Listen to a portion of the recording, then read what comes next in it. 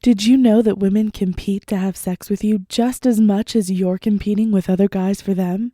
It's true. They just do it differently. Most girls don't even view it as a competition, but that's what it is. And they compete for sex for just as many reasons, some great, some lame, as you and I do. Status, confidence, bonding, pleasure, jealousy, love, connection, boredom, and so on. Understanding this about women is hugely important for you. You see, society tells us that women only want to have sex for love. But trust me, that's the kind of bullshit men and women have come to believe that has thankfully been scientifically unproven. Women want it as much as you and I do. You just have to know how to unlock her desires to get what you want. I've mentioned Dr. David Buss before. He co-wrote with Dr. Cindy M. Meston Why Women Have Sex, Understanding Sexual Motivations from Adventure to Revenge and Everything in Between. In the book, they mentioned, we knew motivations for sex were more complex than what had previously been talked about in the literature. Having a baby, love, and physical pleasure, Meston said. But we were still astonished by the amazing diversity of sexual motivations, from curing a headache, to feeling closer to God, to getting their partners to take out the trash.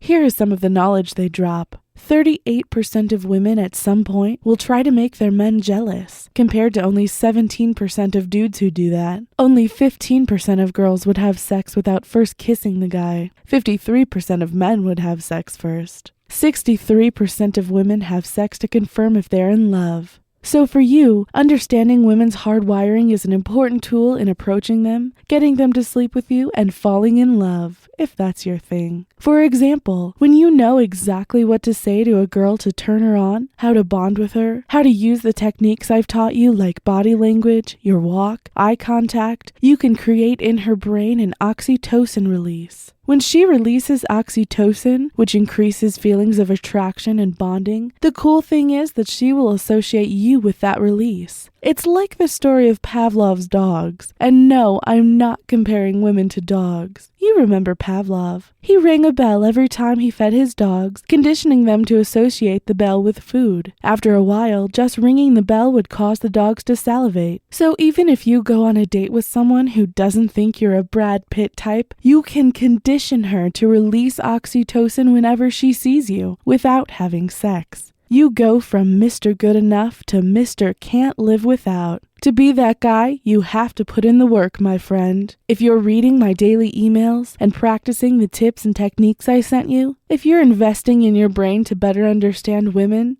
you'll be that guy. Become Mr. Can't Live Without now. It's like my business coach, Ty Lopez, likes to say, everybody wants, but not everybody gets. I told you last week I'd ask him if it's alright to mention him by name, and he was cool with it.